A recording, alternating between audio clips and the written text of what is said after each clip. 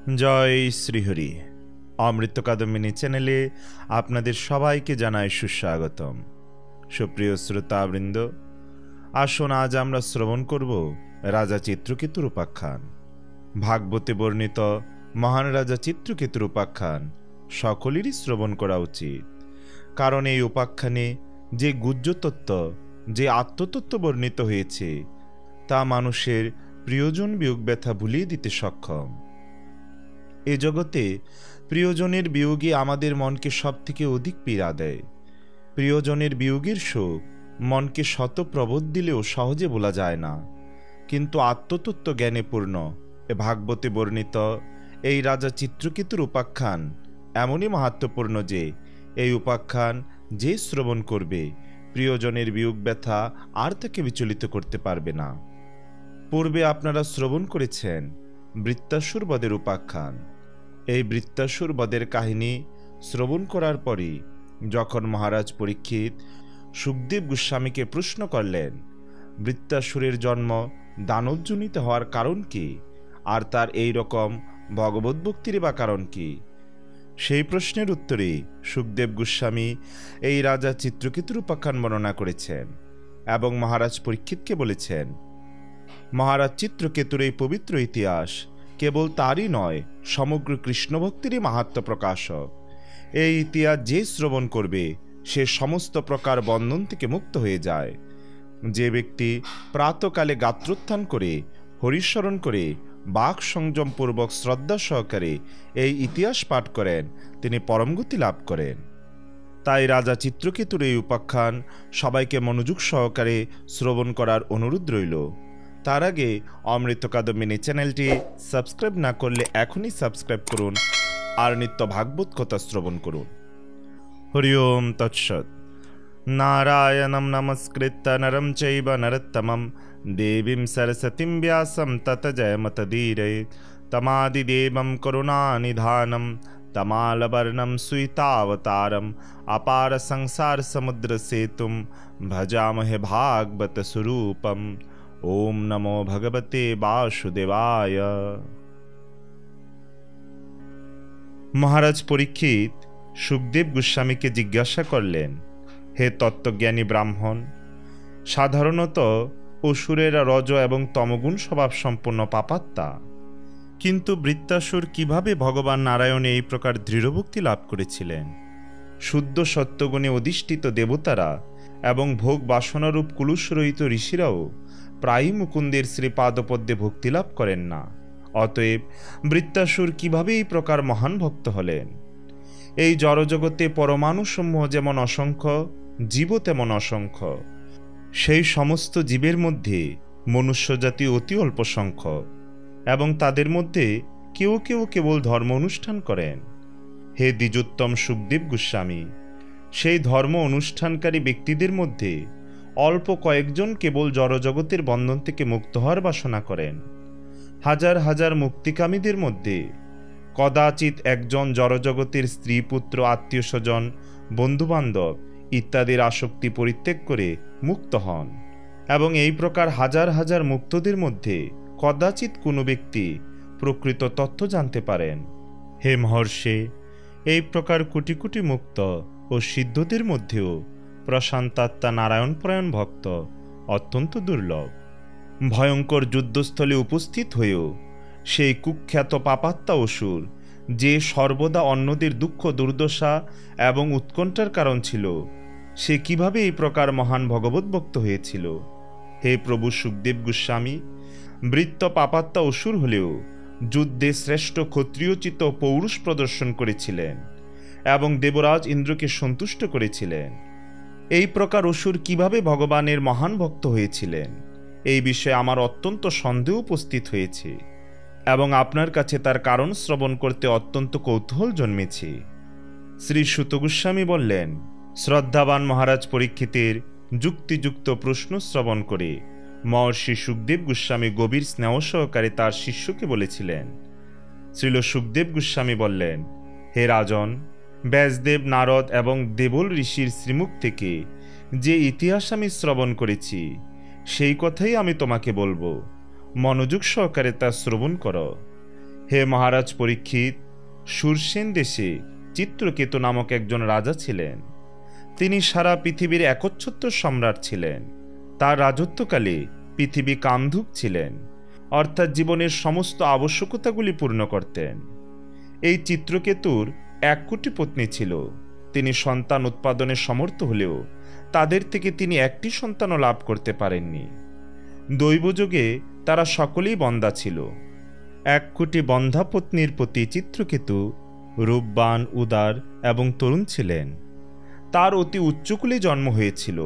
তিনি পূর্ণ শিক্ষাপ্রাপ্ত হয়েছিলেন এবং তিনি ঐশ্বর্যবান ছিলেন। কিন্তু এই সমস্ত গুণে গুণান্বিত হওয়া সত্ত্বেও কোনো পুত্র না থাকায় তিনি অত্যন্ত চিন্তিত ছিলেন।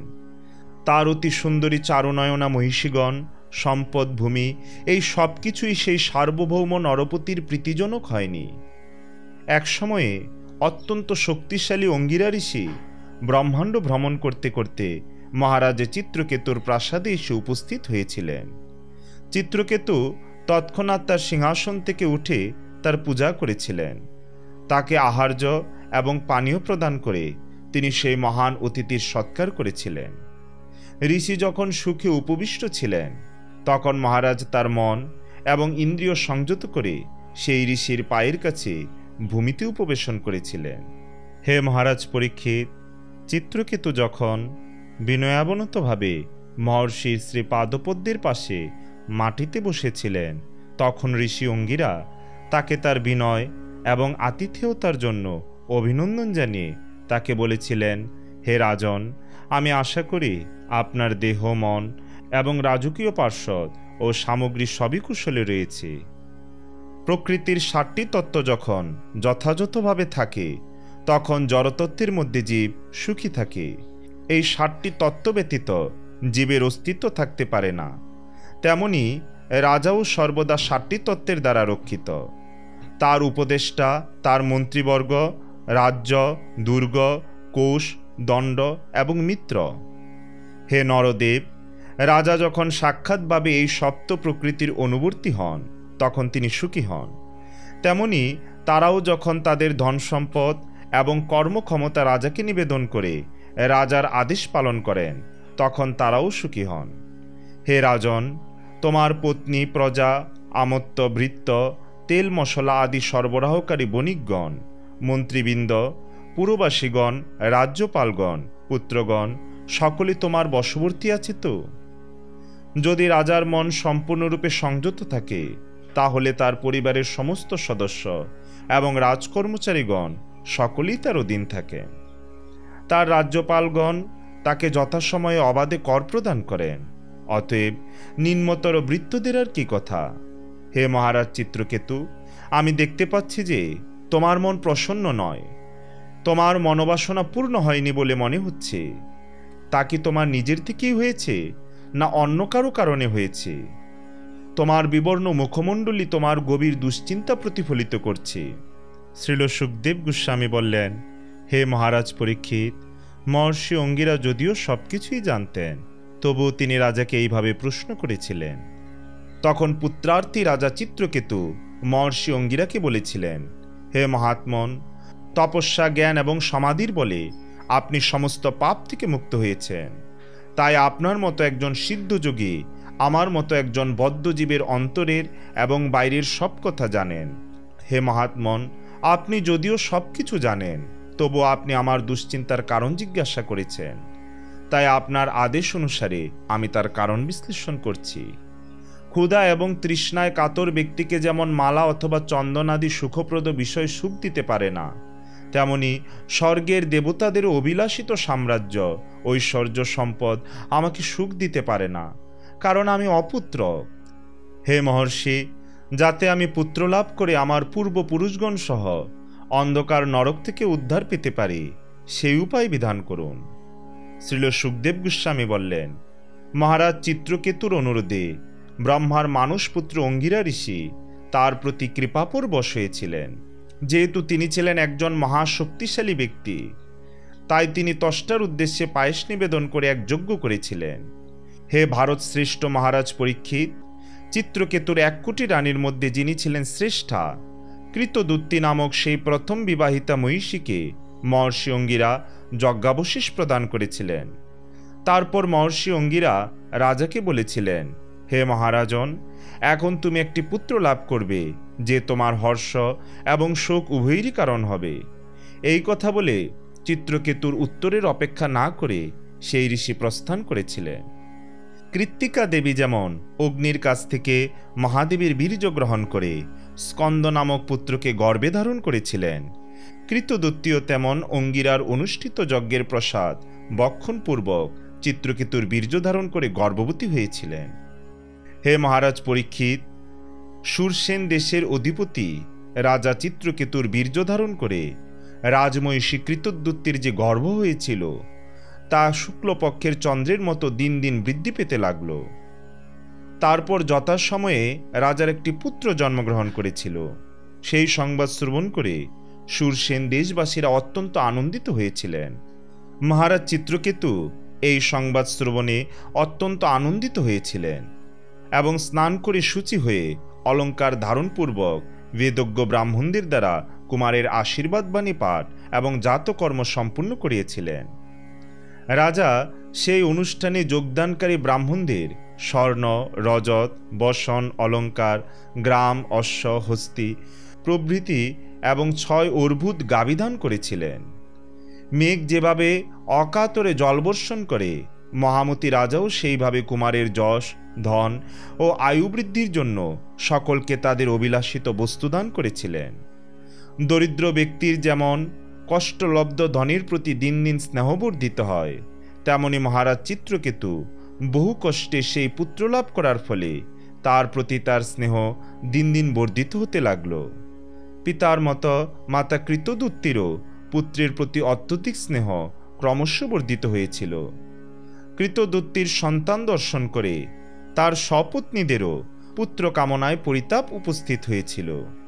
পুত্রের লালন পালন করতে করতে পুত্রবতী ভার্যা কৃতদূত্তির প্রতি চিত্রকেতুর প্রীতি যেমন বর্ধিত হয়েছিল, তেমনি তার অন্যান্য পত্নী যাদের পুত্র ছিল না তাদের প্রতি তার প্রীতি ক্রমশ হ্রাস পেয়েছিল। অন্য মহিষীরা পুত্রহীনা হওয়ার ফলে অত্যন্ত অসুখী হয়েছিলেন। রাজা তাদের প্রতি উপেক্ষা করার ফলে তারা ঈর্ষায় নিজেদের ধিক্কার দিতে দিতে অনুতাপ করেছিলেন। পুত্রহীনা স্ত্রীকে তার গৃহে তার প্রতি অনাদর করে এবং সপত্নীরা তাকে দাসীর মতো অসম্মান করে। সেই প্রকার স্ত্রী তার পাপের জন্য সর্বোচ্চভাবে নিন্দনীয়। দাসীরও নিরন্তর স্বামীর পরিচর্যা করে স্বামীর কাছ থেকে সম্মান পায় এবং তাই তাদের কোনো সন্তাপ থাকে না, কিন্তু আমাদের অবস্থা দাসীদেরও দাসীর মতো, অতএব আমরা অত্যন্ত দুর্ভাগা। শ্রীল সুখদেব গোস্বামী বললেন, এইভাবে পতির দ্বারা উপেক্ষিত হয়ে এবং কৃতদূত্তির পুত্র সম্পদ দর্শন করে কৃতদূত্তির সপত্নীরা সর্বক্ষণ ঈর্ষায় দগ্ধ হতে লাগলেন, যা অত্যন্ত প্রবল হয়ে উঠেছিল। ক্রমশ তাদের বিদ্বেষ বৃদ্ধি পেয়ে তাদের বুদ্ধি নষ্ট হয়ে গিয়েছিল। অত্যন্ত কঠোর হৃদয় হয়ে এবং তাদের প্রতি রাজার অনাদর সহ্য করতে না পেরে তারা অবশেষে কুমারকে বিষ প্রদান করেছিল। তার সপত্নীরা যে তার পুত্রকে বিষ প্রদান করেছে, মহারানী কৃতদূত্তি সেই কথা জানতে পারেননি। তার পুত্রকে গভীর নিদ্রায় মগ্ন বলে মনে করে তিনি গৃহে বিচরণ করছিলেন। তার পুত্রের যে মৃত্যু হয়েছে সেই কথা তিনি বুঝতে পারেননি। পুত্র বহুক্ষণ ধরে নিদ্রিত আছে বলে মনে করে অত্যন্ত বুদ্ধিমতী মহারানী কৃতদূত্তি ধাত্রীকে আদেশ দিয়েছিলেন, হে ভদ্রে, আমার পুত্রকে আমার কাছে নিয়ে এসো। ধাত্রী সাহিত্য বালকের কাছে গিয়ে দেখল যে তার চক্ষু ঊর্ধ্বগত হয়ে আছে, তার দেহে জীবনের লক্ষণ নেই এবং তার ইন্দ্রিয়গুলি স্তব্ধ হয়ে গিয়েছে। তখন সে বুঝতে পারে শিশুটির মৃত্যু হয়েছে। তা দেখে, হায়, আমার সর্বনাশ হয়েছে, এই বলে আর্তনাদ করে সে ভূমিতে নিপতিত হয়েছিল। ধাত্রী অত্যন্ত ব্যাকুলভাবে তার করযুগলের দ্বারা বক্ষে আঘাত করতে করতে উচ্চস্বরে চিৎকার করছিল। তার এই চিৎকার শুনে রানী তৎক্ষণাৎ তার পুত্রের কাছে এসে সহসা তাকে মৃত দেখতে পেলেন। গভীর শোকে তখন রানীর কেশ এবং বসন বিক্ষিপ্ত হয়েছিল এবং তিনি মূর্ছিত হয়ে ভূমিতে পতিত হয়েছিলেন। হে মহারাজ পরীক্ষিত, সেই উচ্চ ক্রন্দনধ্বনি শ্রবণ করে পুরবাসী স্ত্রী পুরুষ সকলেই সেখানে এসেছিলেন এবং তাদের মতো দুঃখিত হয়ে ক্রন্দন করতে শুরু করেছিলেন। বিষ প্রদানকারী রানীরাও তাদের অপরাধ ভালোভাবে জেনে কপটভাবে ক্রন্দন করেছিল। রাজা চিত্রকেতু যখন শুনলেন যে অজ্ঞাত কারণে তার পুত্রের মৃত্যু হয়েছে, তখন তিনি শোকে প্রায় অন্ধ হয়ে গিয়েছিলেন।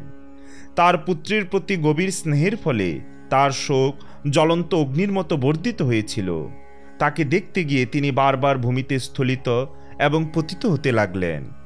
মন্ত্রী আদি রাজকর্মচারী এবং ব্রাহ্মণদের দ্বারা পরিবৃত হয়ে তিনি বিকীর্ণ কেশ এবং বিক্ষিপ্ত বসনে মৃত বালকের পাদমূলে মূর্ছিত হয়ে পড়লেন। রাজা যখন তার চেতনা ফিরে পেয়েছিলেন, তখন তিনি দীর্ঘ নিঃশ্বাস পরিত্যাগ করছিলেন এবং তার চক্ষু অশ্রুপূর্ণ হয়ে উঠেছিল এবং তিনি কিছুই বলতে সমর্থ হলেন না। পতিকে নিদারুণ শোক সন্তপ্ত এবং বংশের একমাত্র পুত্রকে মৃত দেখে রানী নানাভাবে বিলাপ করেছিলেন। তা শুনে অন্তঃপুরবাসী আমত্তবর্গ এবং ব্রাহ্মণদের হৃদয়ের বেদনা বর্ধিত হয়েছিল। রানীর উন্মুক্ত কেশপাশ থেকে ফুলের মালাগুলি পড়ে গিয়েছিল। তার অশ্রু চোখের কাজল বিগলিত করে তার কুমকুম রঞ্জিত স্তনযুগলকে সিক্ত করেছিল। পুত্র শোকে তার উচ্চ ক্রন্দন কুরুরি পাখির মধুর স্বরের মতো শোনাচ্ছিল। হে বিধাতা, তুমি সৃষ্টির বিষয়ে নিশ্চয়ই অত্যন্ত অনভিজ্ঞ, কারণ তুমি পিতার জীবিত অবস্থায় পুত্রের মৃত্যুরূপ নিজ সৃষ্টির নিয়মের বিপরীত কার্য করেছ। তুমি যদি এইভাবে বিপরীত আচরণই করতে চাও, তাহলে তুমি নিশ্চয়ই তাদের প্রতি কৃপালু নও, তুমি তাদের শত্রু। হে ভগবান, তুমি বলতে পারো যে পুত্র জীবিত থাকতেই পিতার মৃত্যু হবে এবং পিতা জীবিত থাকতেই পুত্রের জন্ম হবে। এই রকম কোনো নিয়ম নেই, কারণ সকলেরই কর্ম অনুসারে জন্ম মৃত্যু হয়। কিন্তু কর্ম যদি এতই প্রবল হয় যে জন্ম এবং মৃত্যু তার উপর নির্ভর করে, তাহলে নিয়ন্তা বা ভগবানের কোনো প্রয়োজন নেই। আর যদি তুমি বলো যে নিয়ন্তার প্রয়োজন রয়েছে, কারণ জরা প্রকৃতির নিজে থেকে সক্রিয় হওয়ার ক্ষমতা নেই, তার উত্তরে তাহলে বলা যায় যে তুমি যে স্নেহের বন্ধন সৃষ্টি করেছ তা তুমি কর্মের দ্বারা ছিন্ন করো, এবং তাহলে স্নেহের ফলে এই প্রকার দুঃখ দর্শন করে কেউই আর সন্তানদের প্রতি স্নেহ করবে না। প্রক্ষান্তরে তারা তাদের সন্তানদের নিষ্ঠুরভাবে অবহেলা করবে। যে স্নেহের বশে পিতামাতা তাদের সন্তানদের প্রতিপালন করতে বাধ্য হয়, যেহেতু তুমি সেই স্নেহের বন্ধন ছিন্ন করেছ, তাই তুমি অনভিজ্ঞ এবং নির্বোধ। হে বৎস, আমি অসহায় এবং অত্যন্ত কাতরা। তুমি আমাকে ছেড়ে চলে যেও না। তোমার শোক সন্তপ্ত পিতাকে দেখো। আমরা অসহায়, কারণ পুত্র না থাকলে আমাদের ঘোর নরক যন্ত্রণা ভোগ করতে হবে। সেই অন্ধকার নরক থেকে উদ্ধারের তুমিই একমাত্র ভরসা। তাই তুমি নির্দয় যমের সঙ্গে আর অধিক দূরে যেও না। হে প্রিয় পুত্র, তুমি অনেকক্ষণ ঘুমিয়েছ, এখন উঠো। তোমার খেলার সাথীরা তোমাকে খেলতে ডাকছে। তুমি নিশ্চয়ই অত্যন্ত ক্ষুধার্ত। উঠে স্তন পান করো এবং আমাদের শোক দূর করো। হে প্রিয় পুত্র, আমি অবশ্যই অত্যন্ত দুর্ভাগা, কারণ আমি আর তোমার সুন্দর মুখমণ্ডলের মধুর হাস্য দর্শন করতে পারবো না। তাহলে কি তোমাকে সেখানে নিয়ে যাওয়া হয়েছে, যেখানে গেলে আর কেউ ফিরে আসে না? হে প্রিয় পুত্র, আমি আর তোমার অস্ফুট মধুর বাক্য শুনতে পাবো না। শ্রীল সুখদেব গোস্বামী বললেন, এইভাবে মৃত পুত্রের জন্য বিলাপকারিণী পত্নীর সঙ্গে রাজা চিত্রকেতু অতি উচ্চস্বরে রোদন করতে লাগলেন। এইভাবে রাজা ও রানী ক্রন্দন করতে থাকলে তাদের অনুগত নরনারী সকলেই রোদন করেছিল। এই আকস্মিক দুর্ঘটনায় সমস্ত নগরবাসী শোকে অচেতনপ্রায় হয়েছিল। মহর্ষি অঙ্গিরা যখন জানতে পারলেন যে রাজা শোকসাগরে নিমজ্জিত হয়ে মৃতপ্রায় হয়েছেন, তখন তিনি নারদমুনি সহ সেখানে গিয়েছিলেন। শ্রীল সুখদেব গোস্বামী বললেন, শোক সন্তপ্ত রাজা চিত্রকেতু তার পুত্রের মৃতদেহের পাশে আরেকটি মৃতদেহের মতো পড়েছিলেন। তখন মহর্ষি নারদ এবং অঙ্গিরা তাকে আধ্যাত্মিক চেতনা সম্বন্ধে এইভাবেই উপদেশ দিয়েছিলেন, হে রাজেন্দ্র, যে মৃত বালকের জন্য তুমি এইভাবে শোক করছো, সে তোমার কে?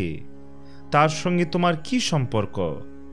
তুমি বলতে পারো এখন তুমি তার পিতা এবং সে তোমার পুত্র, কিন্তু তুমি কি মনে করো তোমাদের এই সম্পর্ক পূর্বে ছিল, এখনো কি রয়েছে, ভবিষ্যতে কি তা থাকবে? হে রাজন, স্রোতের বেগে বালুকা রাশি কখনো একত্রিত হয় এবং কখনো বিচ্ছিন্ন হয়ে যায়, তেমনি কালের প্রভাবে জড়দেহধারী জীবদের কখনো মিলন হয় এবং কখনো বিচ্ছেদ হয়। জমিতে বীজ বপন করলে কখনো তা অঙ্কুরিত হয়, কখনো হয় না। কখনো জমি উর্বর না হওয়ার ফলে বীজ বপন নিরর্থক হয়। তেমনি কখনো সম্ভাব্য পিতা ভগবানের মায়ার দ্বারা প্রেরিত হয়ে সন্তান লাভ করে এবং কখনো করে না। তাই এই কৃত্রিম পিতৃত্বের সম্পর্কের জন্য শোক করা উচিত নয়, যা চরমে ভগবানের দ্বারা নিয়ন্ত্রিত হয়। হে রাজন, তুমি এবং আমরা, তোমাদের উপদেষ্টাগণ, তোমার পত্নী এবং মন্ত্রীগণ এবং চরাচর সমস্ত জগৎ, এই যে এক বর্তমানকালে রয়েছি, তা এক অনিত্য পরিস্থিতি। আমাদের জন্মের পূর্বে তা ছিল না এবং মৃত্যুর পরেও তা থাকবে না। তাই বর্তমানে আমাদের যে স্থিতি, তা মিথ্যা না হলেও অনিত্য। সমস্ত জীবের ঈশ্বর ভগবান অবশ্যই অনিত্য জড়জগতের সৃষ্টির ব্যাপারে নিরপেক্ষ, কিন্তু তা সত্ত্বেও সমুদ্রের তটে বালক যেমন খেলার ছলে কিছু তৈরি করে, ভগবানও তেমন সব কিছু তার নিয়ন্ত্রণাধীনে রেখে সৃষ্টি, স্থিতি এবং সংহার কার্য সম্পাদন করেন। পিতাদের সন্তান উৎপাদনের কার্যে ব্যাপিত রেখে তিনি সৃষ্টি করেন, রাজাদের দ্বারা তিনি পালন করেন এবং সর্প আদি মৃত্যু দূতদের মাধ্যমে সংহার করেন। সৃষ্টি, পালন এবং বিনাশের এই প্রতিনিধিদের কোনো স্বাতন্ত্র্য নেই, কিন্তু মায়ার দ্বারা মোহিত হয়ে তারা নিজেদের স্রষ্টা, পালনকর্তা এবং সংহারকর্তা বলে মনে করে। হে রাজন, একটি বীজ থেকে যেমন আরেকটি বীজ উৎপন্ন হয়, তেমনি একটি দেহ থেকে অন্য একটি দেহের মাধ্যমে আরেকটি দেহের জন্ম হয়। জড়দেহের উপাদানগুলি যেমন নিত্য, তেমনি এই সমস্ত উপাদানের মাধ্যমে প্রকট হয় যে জীব, সেও নিত্য। যারা উন্নত জ্ঞান সম্পন্ন নয়, তারা এই জাতি এবং ব্যক্তি, এই ধরনের সমষ্টি এবং বৃষ্টির বিবিধ সৃষ্টি করে। শ্রীল সুখদেব গোস্বামী বললেন, এইভাবে নারদমুনি এবং অঙ্গিরা ঋষির উপদেশে জ্ঞান লাভ করে রাজা চিত্রকেতু আশ্বাসিত হয়েছিলেন। তখন তিনি তার হস্তের দ্বারা তার মলিন মুখ পরিমার্জন করে বলেছিলেন, হে মহাপুরুষদ্বয়, অবধূত বেশে আত্মগোপন করে এখানে সমাগত আপনারা দুজন কে? আমি দেখছি যে আপনারা মহাজ্ঞানী এবং মহৎ থেকে অতিশয় মহৎ। বৈষ্ণবের পদ প্রাপ্ত হয়েছেন যে ব্রাহ্মণেরা, তারা ভগবানের অত্যন্ত প্রিয় সেবক। কখনো কখনো তারা উন্মত্তের মতো বেশ গ্রহণ করে আমাদের মতো বিষয়াসক্ত মূর্খদের অজ্ঞানতা দূর করার জন্য এই পৃথিবীতে যথেচ্ছভাবে বিচরণ করেন।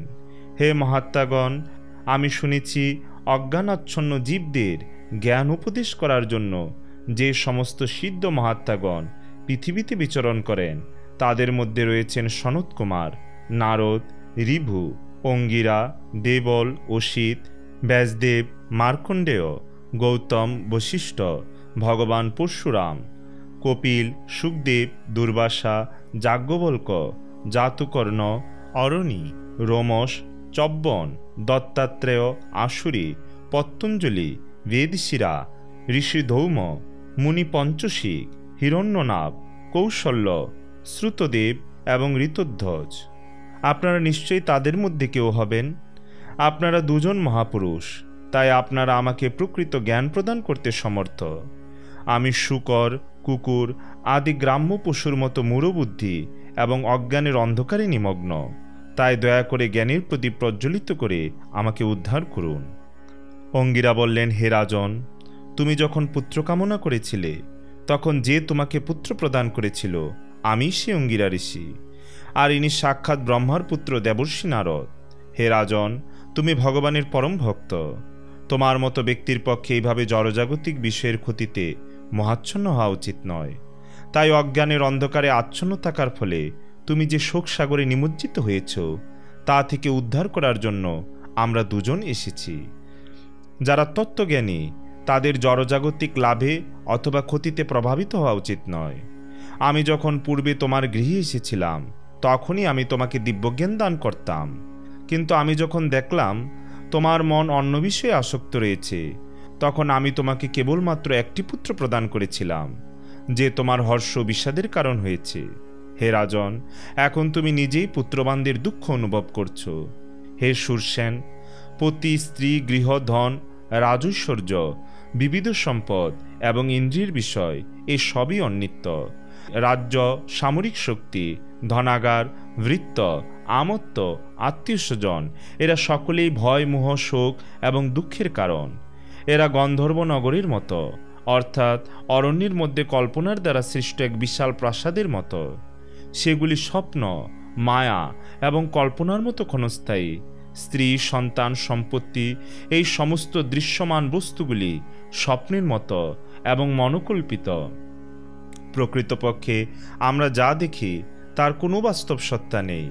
কিছুক্ষণের জন্য তা দৃষ্ট হয় এবং তারপর তার আর অস্তিত্ব থাকে না। আমাদের পূর্বকৃত কর্ম অনুসারে আমরা এই প্রকার কল্পনা সৃষ্টি করি এবং সেই অনুসারে পুনরায় কার্য করি। দেহাভিমানী জীব পঞ্চমহাভূত, পঞ্চ জ্ঞানেন্দ্রিয়, পঞ্চ কর্মেন্দ্রিয় এবং মন সমন্বিত দেহমগ্ন থাকে। মনের মাধ্যমে জীব আদিভৌতিক, আদিদৈবিক এবং আধ্যাত্মিক এই তিন প্রকার ক্লেশ ভোগ করে। তাই দেহ সমস্ত দুঃখ দুর্দশার উৎস। অতএব হে রাজা চিত্রকেতু, সাবধানতা সহকারে আত্মতত্ত্ব বিচার করো, অর্থাৎ তুমি কি দেহ, মন না আত্মা, সেই কথা বোঝার চেষ্টা করো। বিচার করে দেখো তুমি কোথা থেকে এসেছো এবং এই দেহ ত্যাগ করার পর তুমি কোথায় যাবে এবং কেন তুমি জড়সুখের বশীভূত হয়েছ। এইভাবে তুমি তোমার প্রকৃত স্থিতি জানার চেষ্টা করো, তাহলে তুমি তোমার অনর্থক আসক্তি পরিত্যাগ করতে পারবে। তখন এই জড়জগৎ এবং ভগবানের সেবায় যুক্ত নয় যে সমস্ত বস্তু তাদের নিত্য বলে মনে করার যে বিশ্বাস, সেই সমস্ত বিশ্বাসও তুমি পরিত্যাগ করতে পারবে। এইভাবে তুমি শান্তি লাভ করতে পারবে। মহর্ষি নারদ বললেন, হে রাজন, তুমি সংযত হয়ে আমার কাছ থেকে পরম শ্রেয়াস্পদ মন্ত্র গ্রহণ করো, যা গ্রহণ করলে 7 রাত্রির মধ্যে ভগবান শঙ্কর্ষণকে প্রত্যক্ষভাবে দর্শন করতে পারবে। হে রাজন, পুরাকালে ভগবান শিব এবং অন্যান্য দেবতারা শঙ্কর্ষণের শ্রী পাদপদ্মে শরণ গ্রহণ করেছিলেন। তার ফলে তারা তৎক্ষণাৎ দ্বৈত ভ্রম থেকে মুক্ত হয়ে আধ্যাত্মিক জীবনে অতুলনীয় এবং অনতিক্রম্য মহিমা লাভ করেছিলেন। তুমিও শীঘ্রই সেই পরমপদ লাভ করবে। শ্রীল সুখদেব গোস্বামী বললেন, হে মহারাজ পরীক্ষিত, দেবর্ষি নারদ যোগবলে মৃত রাজপুত্রকে শোকাকুল আত্মীয় স্বজনদের প্রত্যক্ষ গোচর করিয়ে বলেছিলেন, হে জীবাত্মা, তোমার মঙ্গল হোক। তোমার শোকে অত্যন্ত পরিতপ্ত তোমার মাতা পিতা, সুহৃদ ও আত্মীয় স্বজনদের দর্শন করো। যেহেতু তোমার অকাল মৃত্যু হয়েছে, তাই তোমার আয়ু এখনো অবশিষ্ট রয়েছে। অতএব তুমি পুনরায় তোমার দেহে প্রবেশ করে বন্ধুবান্ধব এবং আত্মীয় স্বজন পরিবৃত হয়ে অবশিষ্ট আয়ুষ্কাল ভোগ করো। তোমার পিতৃপ্রদত্ত রাজ সিংহাসন এবং সমস্ত ঐশ্বর্য গ্রহণ করো। নারদমুনির যোগ বলে জীবাত্মা কিছুকালের জন্য তার মৃত শরীরে পুনঃপ্রবেশ করে নারদমুনির অনুরোধের উত্তরে বলেছিলেন, আমি আমার কর্মের ফলে এক দেহ থেকে আরেক দেহে দেহান্তরিত হচ্ছি। কখনো দেবযোনিতে, কখনো নিম্নস্তরের পশুযোনিতে, কখনো বৃক্ষলতারূপে এবং কখনো মনুষ্যযোনিতে ভ্রমণ করছি। অতএব কোন জন্মে এরা আমার মাতা পিতা ছিলেন? প্রকৃতপক্ষে কেউই আমার মাতা পিতা নন। আমি কিভাবে এই দুই ব্যক্তিকে আমার মাতা পিতা রূপে গ্রহণ করতে পারি? সমস্ত জীবদের নিয়ে নদীর মতো প্রবাহমান এই জড়জগতে সকলেই কালের প্রভাবে পরস্পরের বন্ধু, আত্মীয়, শত্রু, নিরপেক্ষ, মিত্র, উদাসীন, বিদ্বেষী আদি বহু সম্পর্কে সম্পর্কিত হয়। এই সমস্ত সম্পর্ক সত্ত্বেও কেউই প্রকৃতপক্ষে কারোর সঙ্গে নিত্য সম্পর্কে সম্পর্কিত নয়। স্বর্ণ আদি ক্রয় বিক্রয়যোগ্য বস্তু যেমন একজনের কাছ থেকে আরেকজনের কাছে স্থানান্তরিত হয়, তেমনি জীব তার কর্মফলের প্রভাবে একের পর এক বিভিন্ন প্রকার পিতার দ্বারা বিভিন্ন জনিতে সঞ্চারিত হয়ে ব্রহ্মাণ্ডের সর্বত্র পরিভ্রমণ করছে। অল্প কিছু সংখ্যক জীব মনুষ্যজনিতে জন্মগ্রহণ করে এবং বহু জীব পশুজনিতে জন্মগ্রহণ করে। যদিও উভয়ই জীব, তবুও তাদের সম্পর্ক অনিত্য। একটি পশু কিছুকালের জন্য কোনো মানুষের অধিকারী থাকতে পারে এবং তারপর সেই পশুটি অন্য কোনো মানুষের অধিকারে স্থানান্তরিত হতে পারে। যখন পশুটি চলে যায়, তখন আর পূর্বের মালিকের তার উপর মমত্ব থাকে না। যতক্ষণ পর্যন্ত পশুটি তার অধিকারে থাকে, ততক্ষণ পর্যন্ত তার প্রতি তার মমত্ব থাকে। কিন্তু পশুটি বিক্রি করে দেওয়ার পর সেই মমত্ব শেষ হয়ে যায়। এক জীব যদিও দেহের ভিত্তিতে অন্য জীবের সঙ্গে সম্বন্ধযুক্ত হয়, তবুও সেই সম্পর্ক নশ্বর, কিন্তু জীব নিত্য। প্রকৃতপক্ষে দেহের জন্ম হয় অথবা মৃত্যু হয়, জীবের হয় না। কখনো মনে করা উচিত নয় যে জীবের জন্ম হয়েছে অথবা মৃত্যু হয়েছে। তথাকথিত পিতামাতার সঙ্গে জীবের প্রকৃত কোনো সম্পর্ক নেই। যতক্ষণ পর্যন্ত সে তার পূর্বকৃত কর্মের ফলস্বরূপ কোনো বিশেষ পিতা এবং মাতার পুত্র বলে নিজেকে মনে করে, ততক্ষণ পর্যন্তই সেই পিতামাতা প্রদত্ত শরীরের সঙ্গে তার সম্পর্ক থাকে। এইভাবে সে ভ্রান্তভাবে নিজেকে তাদের পুত্র বলে মনে করে, তাদের প্রতি স্নেহপূর্ণ আচরণ করে। কিন্তু তার মৃত্যুর পর সেই সম্পর্ক শেষ হয়ে যায়। তাই সম্পর্কের ভিত্তিতে ভ্রান্তভাবে হর্ষ এবং বিষাদে জড়িয়ে পড়া উচিত নয়। জীব নিত্য এবং অবিনশ্বর, কারণ তার আদি নেই এবং অন্ত নেই। তার কখনো জন্ম হয় না অথবা মৃত্যু হয় না। সে সর্বপ্রকার দেহের মূল কারণ, তবু সে কোনো দেহের অন্তর্ভুক্ত নয়।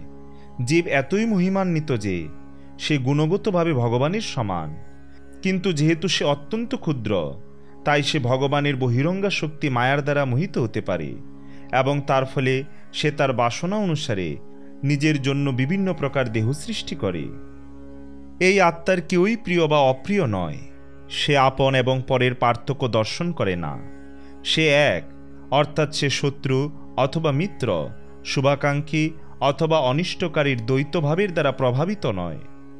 সে কেবল অন্যদের গুণের দ্রষ্টা অর্থাৎ সাক্ষী।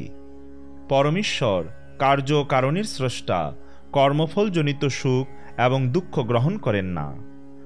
জড়দেহ গ্রহণ করার ব্যাপারে তিনি সম্পূর্ণরূপে স্বতন্ত্র, এবং যেহেতু তার জড় শরীর নেই, তাই তিনি সর্বদা নিরপেক্ষ। জীব তার বিভিন্ন অংশ হওয়ার ফলে তার গুণগুলি অত্যন্ত অল্প মাত্রায় জীবের মধ্যেও রয়েছে, তাই শোকের দ্বারা প্রভাবিত হওয়া উচিত নয়। শ্রীল সুখদেব গোস্বামী বললেন, মহারাজ চিত্রকেতুর পুত্ররূপী জীব এইভাবে বলে চলে গেলে চিত্রকেতু এবং মৃত বালকের অন্যান্য আত্মীয় স্বজনেরা অত্যন্ত বিস্মিত হয়েছিলেন। এইভাবে তারা তাদের স্নেহরূপ শৃঙ্খল ছেদন করে শোক পরিত্যাগ করেছিলেন। আত্মীয় স্বজনেরা মৃত বালকের দেহটির দাহ সংস্কার সম্পূর্ণ করে শোক, মোহ, ভয় এবং দুঃখ প্রাপ্তির কারণস্বরূপ স্নেহ পরিত্যাগ করেছিলেন। এই প্রকার স্নেহ পরিত্যাগ করা অত্যন্ত কঠিন, কিন্তু তারা অনায়াসে তা করেছিলেন। মহারানী কৃতদ্যুতির স্বপত্নীরা যারা শিশুটিকে বিষ প্রদান করেছিল, তারা অত্যন্ত লজ্জিত হয়েছিল এবং সেই পাপের ফলে হতপ্রভ হয়েছিল। হে রাজন, অঙ্গিরার উপদেশ স্মরণ করে তারা পুত্র কামনা পরিত্যাগ করেছিল। ব্রাহ্মণদের নির্দেশ অনুসারে তারা যমুনার জলে স্নান করে সেই পাপের প্রায়শ্চিত্ত করেছিল।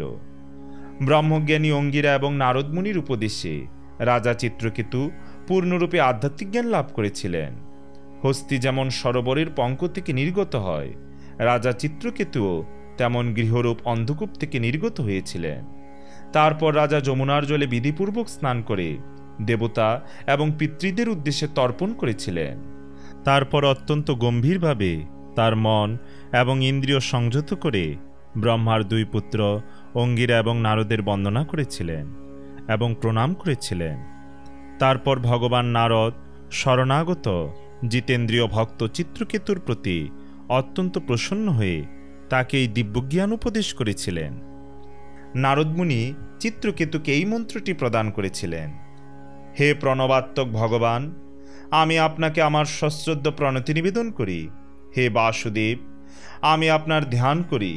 হে প্রদ্যুম্ন, অনিরুদ্ধ এবং শঙ্কর্ষণ, আমি আপনাদের আমার সশ্রদ্ধ প্রণতি নিবেদন করি। হে চিৎ শক্তির উৎস, হে পরম আনন্দময়, হে আত্মারাম, হে শান্ত, আমি আপনাকে আমার সশ্রদ্ধ প্রণতি নিবেদন করি। হে পরম সত্য, হে এক এবং অদ্বিতীয়, আপনি ব্রহ্ম, পরমাত্মা ও ভগবান রূপে উপলব্ধ হন এবং আপনি সমস্ত জ্ঞানের উৎস। আমি আপনাকে আমার সশ্রদ্ধ প্রণতি নিবেদন করি। আপনি আপনার স্বরূপভূত আনন্দের অনুভূতির দ্বারা সর্বদা মায়ার তরঙ্গের অতীত। তাই হে প্রভু, আমি আপনাকে আমার সশ্রদ্ধ প্রণতি নিবেদন করি। আপনি সমগ্র ইন্দ্রিয়ের অধিষ্ঠাতা ঋষিকেশ।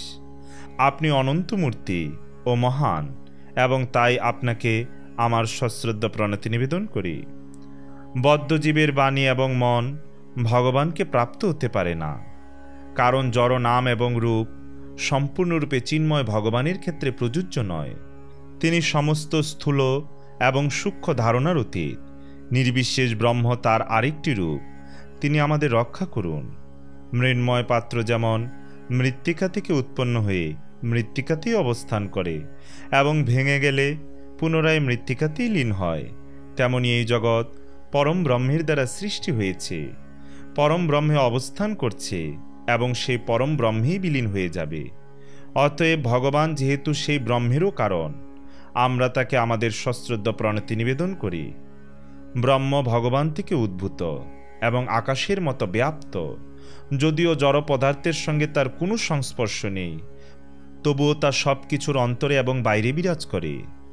মন, বুদ্ধি, ইন্দ্রিয় এবং প্রাণ তাকে স্পর্শ করতে পারে না বা জানতে পারে না। তাকে আমি আমার সশ্রদ্ধ প্রণতি নিবেদন করি। লৌহ যেমন অগ্নির সংস্পর্শে তপ্ত হয়ে অন্য বস্তুকে দহন করার সামর্থ্য লাভ করে, তেমনি দেহ, ইন্দ্রিয়, প্রাণ, মন এবং বুদ্ধি জড় হলেও ভগবানের চৈতন্য অংশের দ্বারা আবিষ্ট হয়ে নিজ নিজ কর্মে প্রবৃত্ত হয়। অগ্নির দ্বারা তপ্ত না হলে লৌহ যেমন দহন করতে পারে না, দেহের ইন্দ্রিয়গুলিও তেমন পরম ব্রহ্মের দ্বারা অনুগৃহীত না হলে কর্ম করতে পারে না। হে গুণাতীত ভগবান, আপনি চিৎ জগতের সর্বোচ্চ লোকে বিরাজ করেন। আপনার পাদপদ্ম যুগল সর্বদা সর্বশ্রেষ্ঠ ভক্তদের কমলকলি সদৃশ হস্তের দ্বারা সেবিত। আপনি সরৈশ্বর্যপূর্ণ ভগবান। পুরুষ সূক্ত স্তবে আপনাকে পরমপুরুষ বলে বর্ণনা করা হয়েছে। আপনি পরমপূর্ণ এবং সমস্ত যোগ বিভূতির অধিপতি। আমি আপনাকে আমার সশ্রদ্ধ প্রণতি নিবেদন করি। শ্রীল সুখদেব গোস্বামী বললেন, চিত্রকেতু সর্বত্রভাবে তার শরণাগত হয়েছিলেন বলে নারদমুনি তাকে শিষ্যত্বে বরণ করে তার গুরুরূপে এই বিদ্যা উপদেশ দিয়ে মহর্ষি অঙ্গিরার সঙ্গে ব্রহ্মালোকে গমন করেছিলেন। চিত্রকেতু কেবল জলপান করে অতি সাবধানতা সহকারে নারদমুনির দেওয়া এই মন্ত্র 1 সপ্তাহ ধরে জপ করেছিলেন। হে মহারাজ পরীক্ষিত, চিত্রকেতু তার গুরুদেবের কাছ থেকে প্রাপ্ত এই মন্ত্র কেবলমাত্র 7 দিন জপ করার ফলে সেই মন্ত্র জপের গৌণ ফলস্বরূপ বিদ্যাধর লোকের আধিপত্য লাভ করেছিলেন। তারপর কয়েকদিনের মধ্যে সেই মন্ত্র সাধনের ফলে চিত্রকেতুর মন দিব্য জ্ঞানের প্রভাবে প্রদীপ্ত হয়েছিল এবং তিনি দেবদেব অনন্তদেবের শ্রীপাদপদ্মে আশ্রয় লাভ করেছিলেন। ভগবান অনন্ত শেষের শ্রীপাদপদ্মের আশ্রয়ে উপনীত হয়ে চিত্রকেতু দেখেছিলেন যে তার অঙ্গকান্তি শ্বেতপদ্মের মতো শুভ্র। তিনি নীলাম্বর পরিহিত এবং অতি উজ্জ্বল মুকুট, কেউর, কোটিসূত্র এবং কঙ্কণে সুশোভিত। তার মুখমণ্ডল প্রসন্ন হাসিতে উদ্ভাসিত এবং তার নয়ন অরুণবর্ণ। তিনি সনৎকুমার আদি মুক্ত পুরুষ দ্বারা পরিবৃত। ভগবানকে দর্শন করা মাত্রই মহারাজ চিত্রকেতুর সমস্ত পাপ বিধৌত হয়েছিল এবং তার অন্তঃকরণ নির্মল হওয়ার ফলে তিনি তার স্বরূপগত ভগবদ্ভক্তি প্রাপ্ত হয়েছিলেন। তখন তিনি মৌনভাবে প্রেমাশ্রু বর্ষণ করতে করতে হর্ষে রোমাঞ্চিত হয়ে ঐকান্তিক ভক্তি সহকারে আদিপুরুষ শঙ্কর্ষণকে প্রণাম করেছিলেন। চিত্রকেতু তার প্রেমাশ্রু ধারায় ভগবানের পাদপদ্মতলের আসন বারবার অভিষিক্ত করতে লাগলেন। প্রেমে গদগদ কণ্ঠে ভগবানের উপযুক্ত প্রার্থনার বর্ণ উচ্চারণ করতে অসমর্থ হওয়ায় অনেকক্ষণ পর্যন্ত তার স্তব করতে পারলেন না। তারপর তার বুদ্ধির দ্বারা মনকে বশীভূত করে এবং ইন্দ্রিয় সমূহের বাহ্যবৃত্তি নিরোধপূর্বক পুনরায় বাকশক্তি লাভ করে সেই চিত্রকেতু ব্রহ্মসংহিতা, নারদ পঞ্চরাত্র আদি ভক্তিশাস্ত্রের মূর্তরূপ জগৎগুরু ভগবানের স্তব করে বলেছিলেন, হে অজিত ভগবান, যদিও আপনি অন্যের দ্বারা অজিত, তবুও আপনার যে ভক্ত তার মন এবং ইন্দ্রিয় সংযত করেছেন তার দ্বারা আপনি বিজিত হন। তারা আপনাকে তাদের অধীনে রাখতে পারেন, কারণ যে ভক্তেরা আপনার কাছে কোনো জড়জাগতিক লাভের বাসনা করেন না তাদের প্রতি আপনি অহৈতুকী কৃপাপরায়ণ। প্রকৃতপক্ষে সেই নিষ্কাম ভক্তদের আপনি আত্মদান করেন। সেই জন্য আপনিও আপনার সেই ভক্তদের সম্পূর্ণরূপে বশীভূত করেছেন। হে ভগবান, জগতের সৃষ্টি, স্থিতি, লয় ইত্যাদি আপনারই বৈভব। ব্রহ্মা আদি অন্যান্য স্রষ্টারা আপনারই অংশের অংশ। তাদের মধ্যে যে সৃষ্টি করার আংশিক শক্তি রয়েছে তা তাদের ঈশ্বরে পরিণত করে। স্বতন্ত্র ঈশ্বর বলে তাদের যে অভিমান তা বৃথা। এই জগতে পরমাণু থেকে শুরু করে বিশাল ব্রহ্মাণ্ড এবং মহত্তত্ব পর্যন্ত সব কিছুরই আদি, মধ্য এবং অন্তে আপনি বর্তমান রয়েছেন। অথচ আপনি আদি, অন্ত এবং মধ্যরহিত সনাতন।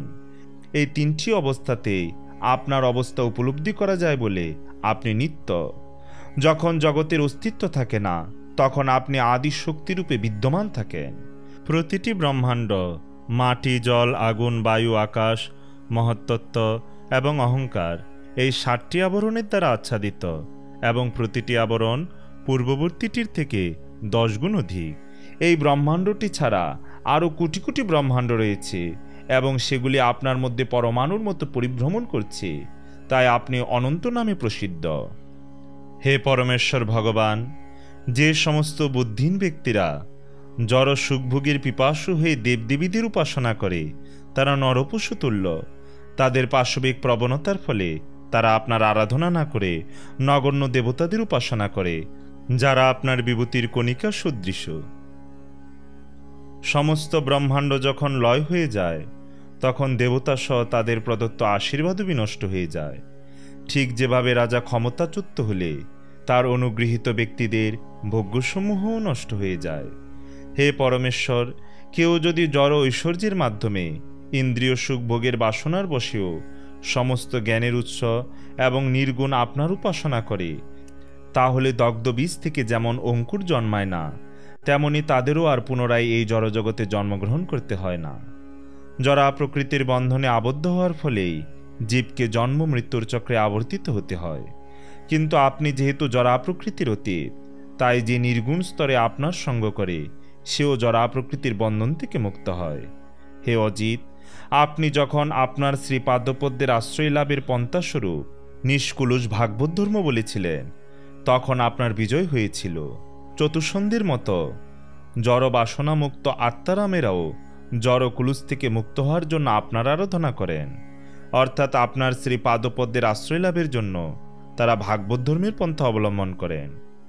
ভাগবত ধর্ম ব্যতীত অন্য সমস্ত ধর্ম বিরুদ্ধ ভাবনায় পূর্ণ হওয়ার ফলে সকাম কর্ম এবং তুমিও আমি এবং তোমারও আমার এই প্রকার বিরুদ্ধ ধারণা সমন্বিত। শ্রীমদ্ ভাগবতের অনুগামীদের এই প্রকার বিষম বুদ্ধি নেই।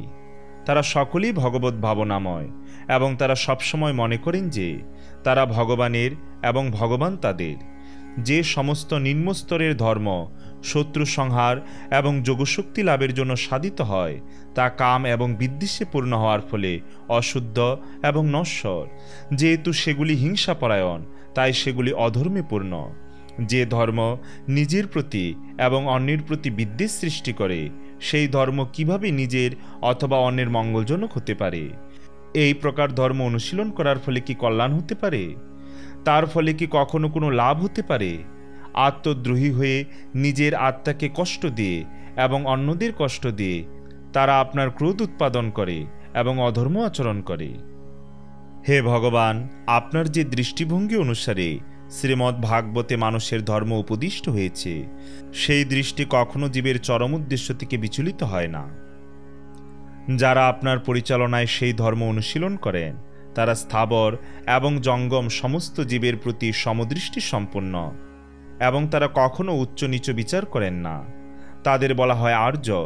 এই প্রকার শ্রেষ্ঠ ব্যক্তিরা পরমেশ্বর ভগবান আপনারই উপাসনা করেন। হে ভগবান, আপনার দর্শনে যে মানুষের অখিল পাপ নাশ হয় তা অসম্ভব নয়। আপনার দর্শনের কি কথা?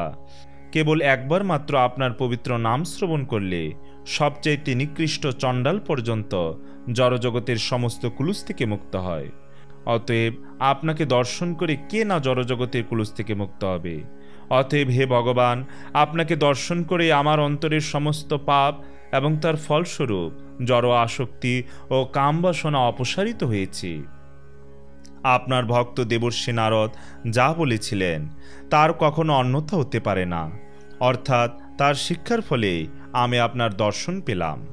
হে অনন্ত, এই সংসারী জীবেরা যা আচরণ করে তা আপনার সুবিদিত, কারণ আপনি পরমাত্মা। সূর্যের উপস্থিতিতে জোনাকি পোকা যেমন কিছুই প্রকাশ করতে পারে না, তেমনি আপনি যেহেতু সব কিছুই জানেন, তাই আপনার উপস্থিতিতে আমার পক্ষে জানাবার মতো কিছুই নেই। হে ভগবান, আপনি সমস্ত জগতের সৃষ্টি, স্থিতি এবং প্রলয়ের কর্তা। কিন্তু যারা অত্যন্ত বিষয়াসক্ত এবং সর্বদা ভেদ দৃষ্টি সমন্বিত, আপনাকে দর্শন করার চক্ষু তাদের নেই। তারা আপনার প্রকৃত তত্ত্ব অবগত হতে পারে না, এবং তাই তারা মনে করে যে এই জড়জগৎ আপনার ঐশ্বর্য থেকে স্বতন্ত্র। হে ভগবান, আপনি পরম পবিত্র এবং সরৈশ্বর্যপূর্ণ, তাই আমি আপনাকে আমার সশ্রদ্ধ প্রণতি নিবেদন করি। হে ভগবান, আপনি চেষ্টাযুক্ত হলে তারপর ব্রহ্মা, ইন্দ্র আদি জড়জগতের অন্যান্য অধ্যক্ষেরা তাদের নিজ নিজ কার্যে যুক্ত হয়। জড়া প্রকৃতিকে আপনি দর্শন করার পর জ্ঞানেন্দ্রিয়গুলি অনুভব করতে শুরু করে। আপনার শিরোদেশে সমস্ত ব্রহ্মাণ্ড সরস্বতীর মতো বিরাজ করে। সেই সহস্র শীর্ষ ভগবান, আপনাকে আমি আমার সশ্রদ্ধ প্রণতি নিবেদন করি। শ্রীল সুখদেব গোস্বামী বললেন, হে কুরুশ্রেষ্ঠ মহারাজ পরীক্ষিত, বিদ্যাধরপতি চিত্রকেতুর স্তবে অত্যন্ত প্রসন্ন হয়ে ভগবান অনন্তদেব তাকে বলেছিলেন, হে রাজন, দেবর্ষি নারদ এবং অঙ্গিরা তোমাকে আমার সম্বন্ধে যে তত্ত্বজ্ঞান উপদেশ দিয়েছেন, সেই দিব্যজ্ঞানের ফলে এবং আমার দর্শন প্রভাবে তুমি সম্পূর্ণরূপে সিদ্ধ হয়েছ। স্থাবর জঙ্গম সমস্ত জীব আমারই প্রকাশ, এবং তারা আমার থেকে ভিন্ন। আমি সমস্ত জীবের পরমাত্মা, এবং আমি প্রকাশ করি বলে তাদের অস্তিত্ব রয়েছে। আমি ওমকার এবং নাম রূপ শব্দ ব্রহ্ম, এবং আমি পরম ব্রহ্ম। আমার এই দুইটি রূপ, যথা শব্দ ব্রহ্ম এবং বিগ্রহ রূপে আমার সচ্চিদানন্দ ঘনতনু, আমার শাশ্বত স্বরূপ, সেগুলি জড় নয়।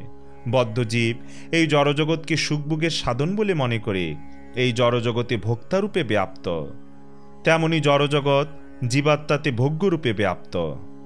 কিন্তু যেহেতু তারা উভয়ই আমার শক্তি, তাই তারা আমার দ্বারা ব্যাপ্ত। পরমেশ্বররূপে আমি এই উভয় কার্যেরই কারণ, তাই জানা উচিত তারা উভয়ই আমাতে অবস্থিত। কোনো ব্যক্তি যখন গভীর নিদ্রায় নিদ্রিত হয়, তখন সে গিরি, নদী, এমনকি সমগ্র বিশ্ব দূরস্থ হলেও নিজের মধ্যে দর্শন করে, কিন্তু জেগে উঠলে দেখতে পায় যে সে একটি মানুষ রূপে তার শয্যায় এক স্থানে শায়িত রয়েছে। তখন সে নিজেকে কোনো বিশেষ জাতি, পরিবার ইত্যাদির অন্তর্ভুক্ত রূপে বিভিন্ন অবস্থায় দেখতে পায়। সুষুপ্তি, স্বপ্ন এবং জাগরণ, এই অবস্থাগুলি ভগবানেরই মায়ামাত্র। মানুষের সর্বদা মনে রাখা উচিত, এই সমস্ত অবস্থার আদিস্রষ্টা হচ্ছেন পরমেশ্বর ভগবান, যিনি সেগুলির দ্বারা প্রভাবিত হন না। যে সর্বব্যাপ্ত পরমাত্মার মাধ্যমে নিদ্রিত ব্যক্তি তার স্বপ্নাবস্থা এবং অতীন্দ্রিয় সুখ জানতে পারে, আমাকেই সেই পরমব্রহ্ম বলে যেন, অর্থাৎ আমি সুপ্ত জীবাত্মার কার্যকলাপের কারণ। নিদ্রিত অবস্থায় স্বপ্নে দৃষ্ট বিষয় যদি কেবল পরমাত্মাই দেখে থাকেন, তাহলে পরমাত্মা থেকে ভিন্ন জীবাত্মা কিভাবে সেই স্বপ্নের বিষয় স্মরণ রাখে? এক ব্যক্তির অভিজ্ঞতা অন্য ব্যক্তি বুঝতে পারে না। অতএব জ্ঞাতা জীব যে স্বপ্ন এবং জাগ্রত অবস্থায় প্রকাশিত ঘটনাবলী সম্বন্ধে জিজ্ঞাসা করে, সে কার্য থেকে পৃথক। সেই জ্ঞানী হচ্ছে ব্রহ্ম, অর্থাৎ জানবার ক্ষমতা জীব এবং পরমাত্মা উভয়ের মধ্যে রয়েছে। অতএব জীব ও স্বপ্ন এবং জাগ্রত অবস্থার অভিজ্ঞতা উপলব্ধি করতে পারে। উভয় স্তরে জ্ঞাতা অপরিবর্তিত এবং গুণগতভাবে পরমব্রহ্মের সঙ্গে এক। জীবাত্মা যখন নিজেকে আমার থেকে ভিন্ন বলে মনে করে, সচ্চিদানন্দময় স্বরূপে সে যে আমার সঙ্গে গুণগতভাবে এক তা বিস্তৃত হয়, তখন তার জড়জাগতিক সংসার জীবন শুরু হয়। অর্থাৎ আমার সঙ্গে সম্পর্কিত হওয়ার পরিবর্তে সে স্ত্রী, পুত্র, বিত্ত ইত্যাদি দৈহিক সম্পর্কে সম্পর্কিত হয়। এইভাবে তার কর্মের প্রভাবে এক দেহ থেকে আরেক দেহে এবং এক মৃত্যু থেকে আরেক মৃত্যুতে পরিভ্রমণ করে। বৈদিক জ্ঞান এবং তার ব্যবহারিক প্রয়োগের দ্বারা মানুষ সিদ্ধিলাভ করতে পারে। পুণ্য ভারতভূমিতে যারা মনুষ্যজন্ম লাভ করেছে, তাদের পক্ষে তা বিশেষভাবে সম্ভব। এই প্রকার অনুকূল অবস্থা লাভ করা সত্ত্বেও যে ব্যক্তি তার আত্মার স্বরূপ উপলব্ধি করতে পারে না, সে স্বর্গলোকে উন্নীত হলেও পরম সিদ্ধি লাভ করতে পারে না। কর্মক্ষেত্রে সকাম কর্ম অনুষ্ঠান করার ফলে যে মহাক্লেশ প্রাপ্তি হয় সেই কথা মনে রেখে এবং লৌকিক ও বৈদিক কাম্যকর্ম থেকে যে বিপরীত ফল লাভ হয় সেই কথা স্মরণ করে বুদ্ধিমান ব্যক্তি সকাম কর্মের বাসনা পরিত্যাগ করবেন, কারণ এই প্রকার প্রচেষ্টার ফলে জীবনের চরম উদ্দেশ্য সাধিত হয় না। পক্ষান্তরে কেউ যদি নিষ্কামভাবে কর্ম করেন অর্থাৎ ভগবানের সেবায় যুক্ত হন, তাহলে তিনি জড়জগতের সমস্ত ক্লেশ থেকে মুক্ত হয়ে জীবনের চরম সিদ্ধি লাভ করতে পারেন। সেই কথা স্মরণ করে জ্ঞানীজন জড় বাসনা পরিত্যাগ করবেন। পুরুষ এবং স্ত্রী উভয় সুখ লাভ এবং দুঃখ নিবৃত্তির জন্য নানা প্রকার কর্ম করে, কিন্তু তাদের সেই সমস্ত কার্যকলাপ সকাম বলে তা থেকে কখনো সুখ প্রাপ্তি হয় না এবং দুঃখের নিবৃত্তি হয় না। প্রক্ষান্তরে সেগুলি মহাদুঃখেরই কারণ হয়। মানুষের বোঝা উচিত যে যারা তাদের জড়জাগতিক অভিজ্ঞতার গর্বে গর্বিত হয়ে কর্ম করে, তাদের জাগ্রত স্বপ্ন এবং সুষুপ্তির অবস্থায় তাদের যে ধারণা তার বিপরীত ফল লাভ হয়। অধিকন্তু তাদের জানা উচিত যে জড়বাদীর পক্ষে আত্মাকে জানা অত্যন্ত কঠিন এবং তাই সমস্ত অবস্থার অতীত। বিবেক বলে বর্তমান জীবনে এবং পরবর্তী জীবনে সমস্ত ফলের আশা পরিত্যাগ করা উচিত। এইভাবে দিব্যজ্ঞান লাভ করে এবং উপলব্ধি করে আমার ভক্ত হওয়া উচিত। যারা জীবনের চরম উদ্দেশ্য সাধন করতে চান তাদের কর্তব্য পূর্ণ এবং অংশরূপে গুণগতভাবে এক পরমেশ্বর ভগবান এবং জীবের তত্ত্ব ভালোভাবে নিরীক্ষণ করা। সেটি জীবনের পরম পুরুষার্থ। তার থেকে শ্রেষ্ঠ আর কোনো পুরুষার্থ নেই। হে রাজন, তুমি যদি জড় সুখভোগের প্রতি অনাসক্ত হয়ে শ্রদ্ধা সহকারে আমার এই উপদেশ গ্রহণ করো, তাহলে জ্ঞান এবং বিজ্ঞান সম্পূর্ণ হয়ে আমাকে প্রাপ্ত হওয়ার পরম সিদ্ধি লাভ করবে। শ্রীল সুখদেব গোস্বামী বললেন, ভগবান জগৎগুরু বিশ্বাত্মা শঙ্কর্ষণ এইভাবে চিত্রকেতুকে সিদ্ধি লাভের আশ্বাস প্রদান করে তার সমক্ষে সেখান থেকে অন্তর্হিত হলেন। শ্রীল সুখদেব গোস্বামী বললেন, যেদিকে ভগবান অনন্তদেব অন্তর্হিত হয়েছিলেন সেই দিকে প্রণতি নিবেদন করে রাজা চিত্রকেতু বিদ্যাধর প্রতিরূপে বিচরণ করতে শুরু করেছিলেন। মুনি, সিদ্ধ এবং চারণদের দ্বারা সংস্তুত হয়ে মহাযোগী চিত্রকেতু লক্ষ লক্ষ বছর ধরে ভ্রমণ করতে লাগলেন। তাতে তার বল ও ইন্দ্রিয় অক্ষুণ্ণ ছিল। তিনি বিবিধ যোগশক্তির সিদ্ধিস্থল সুমেরু পর্বতের উপত্যকায় ভ্রমণ করেছিলেন। সেখানে বিদ্যাধর রমণীদের দ্বারা হরিনাম কীর্তন করিয়ে তিনি আনন্দ অনুভব করেছিলেন। এক সময় রাজা চিত্রকেতু যখন বিষ্ণু প্রদত্ত দীপ্তিমান বিমানে অন্তরিক্ষে বিচরণ করছিলেন, তখন তিনি সিদ্ধ এবং চারণগণ পরিবেষ্টিত মহাদেবকে দর্শন করেছিলেন। মহাদেব মহর্ষিদের সভায় পার্বতীকে অঙ্কে ধারণ করে তার বাহুর দ্বারা তাকে আলিঙ্গন করেছিলেন। তা দেখে চিত্রকেতু উচ্চস্বরে হাস্য করে, যাতে পার্বতীর শ্রুতিগোচর হয়, এইভাবে বলেছিলেন, মহাদেব সাক্ষাৎ লোকগুরু, দেহধারী জীবদের মধ্যে সর্বশ্রেষ্ঠ ও ধর্মের বক্তা। কিন্তু কি আশ্চর্য, তিনি মহর্ষিদের সভায় তার ভার্যা পার্বতীকে আলিঙ্গন করে অবস্থান করছেন। জটাধারী মহাতপস্বী শিব ব্রহ্মবাদী ঋষিদের সভার সভাপতি, অথচ তিনি একজন নির্লজ্জ সাধারণ মানুষের মতো তার স্ত্রীকে আলিঙ্গন করে সভার মধ্যে অবস্থান করছেন। সাধারণ মানুষেরাও নির্জন স্থানে তাদের পত্নীকে আলিঙ্গন করে তাদের সঙ্গসুখ উপভোগ করে, কিন্তু মহাদেব মহাতপস্বী হওয়া সত্ত্বেও মহর্ষিদের সভায় তার পত্নীকে আলিঙ্গন করছেন। এটি বড় আশ্চর্যের বিষয়। শ্রীল সুখদেব গোস্বামী বললেন, হে রাজন, চিত্রকেতুর উক্তি শ্রবণ করে অগাধ জ্ঞান সম্পন্ন মহাদেব ঈষৎ এসে নীরব রইলেন এবং তার অনুচর সভাসদেরাও কিছু না বলে তাকে অনুসরণ করলেন। শিব এবং পার্বতীর প্রভাব সম্বন্ধে অজ্ঞ চিত্রকেতু কঠোর বাক্যে তাদের সমালোচনা করেছিলেন। তার উক্তি মোটেই শ্রুতিমধুর ছিল না এবং তাই পার্বতী দেবী অত্যন্ত ক্রুদ্ধ হয়ে সেই জিতাত্মা অভিমানী চিত্রকেতুকে বলেছিলেন, আহা, এই ভুইফুর ব্যক্তি এখন আমাদের মতো নির্লজ্জ ব্যক্তিদের দণ্ডদাতার পদ প্রাপ্ত হয়েছে নাকি? এ কি শাসনকর্তা রূপে দণ্ডধারী হয়েছে? এ কি সবকিছুর একমাত্র প্রভু? আহা, পদ্মজনী ব্রহ্মা, ভৃগু, নারদ, সনৎকুমার প্রমুখ চতুষণ এদের কারোরই ধর্মজ্ঞান নেই। মনু এবং কপিলও ধর্মতত্ত্ব ভুলে গিয়েছেন। আমার মনে হয় সেই জন্যই তারা দেবাদিদেব মহাদেবকে এই প্রকার অশুভ আচরণ থেকে নিরস্ত্র করার চেষ্টা করেননি। এই ক্ষত্রিয়াদম চিত্রকেতু দৃষ্টতাপূর্বক ব্রহ্মাদি দেবতাদেরও অতিক্রম করে তারা যার চরণকমল যুগল ধ্যান করেন সেই জগৎপূজ্য পরম ধর্মমূর্তি শিবকে শাসন করেছে। অতএব তাকে অবশ্যই দণ্ড দেওয়া উচিত। এই ব্যক্তি তার সাফল্যের গর্বে গর্বিত হয়ে নিজেকে সর্বশ্রেষ্ঠ বলে মনে করছে। সে সাধুদের দ্বারা পূজিত ভগবান শ্রীবিষ্ণুর শ্রীপাদপদ্মের আশ্রয় লাভের অযোগ্য, কারণ সে দুর্বিনীত এবং অহংকারে মত্ত। হে উদ্যত পুত্র, এখন তুমি পাপপূর্ণ অসুরকুলে জন্মগ্রহণ করো, যাতে ভবিষ্যতে আর এই সংসারে সাধুদের প্রতি এই প্রকার অপরাধ না করো। শ্রীল সুখদেব গোস্বামী বললেন, হে মহারাজ পরীক্ষিত, এইভাবে পার্বতী কর্তৃক অভিশপ্ত হয়ে মহারাজ চিত্রকেতু তার বিমান থেকে অবতরণ করে অত্যন্ত বিনীতভাবে পার্বতীকে প্রণাম করেছিলেন এবং তার ফলে পার্বতী দেবী পূর্ণরূপে সন্তুষ্ট হয়েছিলেন। চিত্রকেতু বললেন, হে মাতো, আপনি যে আমাকে অভিশাপ প্রদান করলেন তা আমি আমার অঞ্জলির দ্বারা গ্রহণ করছি। এই অভিশাপে আমি বিচলিত নই, কারণ মানুষকে তার পূর্বজন্মের কর্মফল অনুসারে দেবতারা সুখ বা দুঃখ প্রদান করেন। অবিদ্যার প্রভাবে মহাচ্ছন্ন জীব সংসার রূপ অরণ্যে তার পূর্বকৃত কর্মের ফলে সর্বত্র সর্বদা সুখ এবং দুঃখ ভোগ করে। অতএব হে মাতো, এই শাপ প্রদান সম্বন্ধে আমার বা আপনার কোনো দোষ নেই। এই সংসারে স্বয়ং বা শত্রু মিত্র প্রবৃত্তি অন্য কেউই সুখ দুঃখের কর্তা নয়, কিন্তু যারা অজ্ঞ তারা নিজেকে এবং অন্যকে এই সুখ দুঃখের কর্তা বলে মনে করে।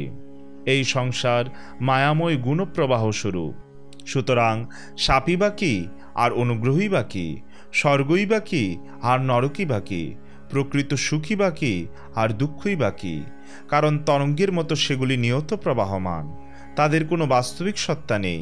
পরমেশ্বর ভগবান এক, যারা প্রকৃতির পরিস্থিতির দ্বারা প্রভাবিত না হয়ে তিনি তার মায়ার দ্বারা প্রাণীদের সৃষ্টি করেন।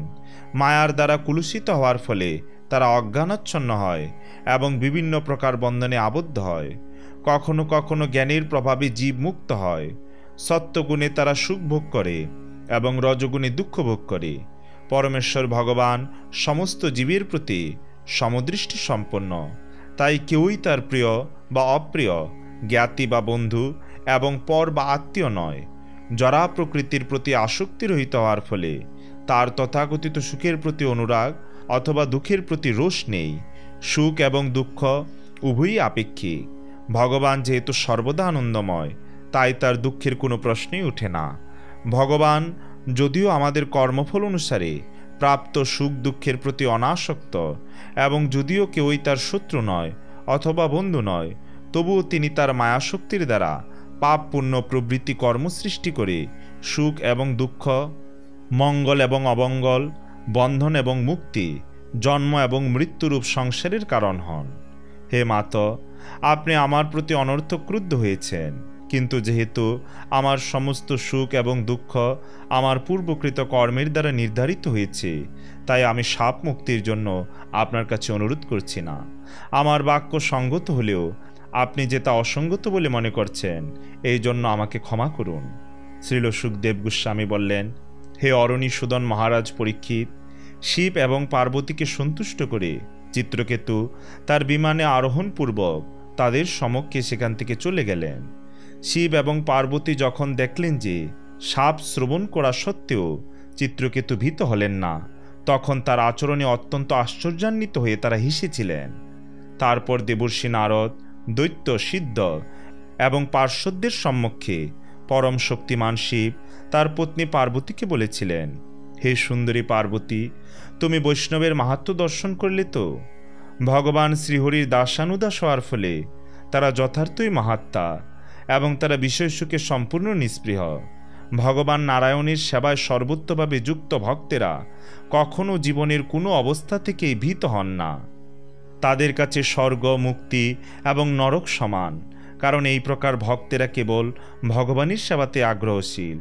ভগবানের মায়ার প্রভাবেই জীব জড়দেহের বন্ধনে আবদ্ধ হয়। সুখ দুঃখ, জন্ম মৃত্যু, অভিশাপ অনুগ্রহ, এই সমস্ত দ্বন্দ্বভাব জড়জগতের সঙ্গে সংস্পর্শের স্বাভাবিক প্রতিক্রিয়া।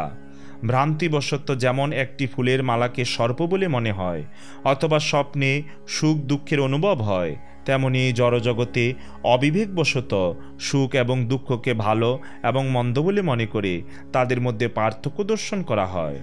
যারা ভক্তি সহকারে ভগবান শ্রী বাসুদেবের প্রেমময়ী সেবায় যুক্ত, তারা স্বাভাবিকভাবেই পূর্ণজ্ঞান লাভ করেন এবং এই জড়জগতের প্রতি বিরক্ত হন। তাই তারা এই জগতের তথাকথিত সুখ বা দুঃখের প্রতি আগ্রহশীল নন। আমি ব্রহ্মা, অশ্বিনী কুমারদ্বয়, নারদ আদি ব্রহ্মার পুত্র, ঋষিগণ এবং দেবতারা তার অংশের অংশ হলেও আমরা যদি স্বতন্ত্র ঈশ্বরাভিমান করি, তাহলে তার স্বরূপ বুঝতে সমর্থ হব না। তিনি কাউকেই প্রিয় বা অপ্রিয় বলে মনে করেন না। কেউই তার আপন বা পর নয়। তিনি প্রকৃতপক্ষে সমস্ত জীবের আত্মার আত্মা। তাই তিনি সমস্ত জীবের মঙ্গলময় বন্ধু এবং তাদের সকলের অত্যন্ত প্রিয়। এই উদার চিত্ত চিত্রকেতু ভগবানের অত্যন্ত প্রিয় ভক্ত। তিনি সমস্ত জীবের প্রতি সমদর্শী এবং রাগদ্বেষ শূন্য। তেমনি আমিও ভগবান নারায়ণের অত্যন্ত প্রিয়। অতএব এই সমস্ত মহাত্মা মহাপুরুষ ভক্ত রাগদ্বেষ রহিত সর্বভূতে সমদর্শী পুরুষের কার্য দর্শন করে বিস্মিত হওয়ার কোনো কারণ নেই। শ্রীল সুখদেব গোস্বামী বললেন, হে রাজন, পতির বাক্য শ্রবণপূর্বক দেবী উমা চিত্রকেতুর আচরণে বিস্ময় পরিত্যাগ করে তার বুদ্ধি স্থির করেছিলেন। পরম ভক্ত চিত্রকেতু পার্বতী দেবীকে প্রতিশাপ দিতে সমর্থ হলেও তা দেননি। প্রক্ষান্তরে তিনি দেবী প্রদত্ত শাপই অবনত মস্তকে স্বীকার করেছিলেন এবং শিব ও পার্বতীকে প্রণতি নিবেদন করেছিলেন। এটি বৈষ্ণবের লক্ষণ বলে বুঝতে হবে। শিব পত্নী ভবানী কর্তৃক অভিশপ্ত হয়ে সেই চিত্রকেতুই অসুরজনিতে জন্মগ্রহণ করেছিলেন। দিব্যজ্ঞান ও জীবনে তার ব্যবহারিক প্রয়োগে সংযুক্ত হয়ে তিনি ত্বষ্টার অনুষ্ঠিত যজ্ঞাগ্নি থেকে এক অসুর রূপে আবির্ভূত হন এবং তাই তিনি বৃত্তাসুর নামে বিখ্যাত হয়েছিলেন। হে মহারাজ পরীক্ষিত, আপনি যে মহান ভগবত ভক্ত, বৃত্তের অসুর জনিতে জন্মগ্রহণের কারণ জিজ্ঞাসা করেছিলেন, তা আমি পূর্ণরূপে আপনাকে বলার চেষ্টা করেছি। চিত্রকেতু ছিলেন একজন মহান ভক্ত, মহাত্মা। কেউ যদি শুদ্ধ ভক্তের শ্রীমুখ থেকে চিত্রকেতুর এই ইতিহাস শ্রবণ করেন, তাহলে তিনি সংসার বন্ধন থেকে মুক্ত হন। যিনি প্রাতকালে গাত্রোত্থান করে তার বাণী এবং মন সংযত করেন এবং ভগবানকে স্মরণ করে চিত্রকেতুর এই ইতিহাস পাঠ করেন, তিনি অনায়াসে ভগবদ্ধামে ফিরে যাবেন। ওম তৎসৎ ইতি শ্রীমন মহর্ষি ব্যাসদেব প্রণীত পারমহংসী সংহিতা শ্রীমদ্ ভাগবত মহাপুরাণের ষষ্ঠ স্কন্ধে বর্ণিত রাজা চিত্রকেতুর উপাখ্যান সমাপ্ত। সবাইকে পরবর্তী ভিডিও দেখার আমন্ত্রণ রইল। ওম ইয়াদক্ষরং পরিভ্রষ্টং মাত্রাহীনং চ ইয়দ্ ভবেৎ পূর্ণং ভবত তৎসর্বং তৎপ্রসাদাৎ জনার্দন। জয় জয় গ্রন্থরাজ শ্রী শ্রীমদ্ ভাগবত মহাপুরাণের জয়, ভাগবত শ্রবণকারী ভক্তবৃন্দের জয়। জয় শ্রীকৃষ্ণ চৈতন্য প্রভু নিত্যানন্দ, শ্রী অদ্বৈত গদাধর শ্রীবাসাদি শ্রী গৌর ভক্তবৃন্দ। হরে কৃষ্ণ কৃষ্ণ কৃষ্ণ হরে হরে, হরে রাম রাম রাম হরে হরে। জয় শ্রী হরি।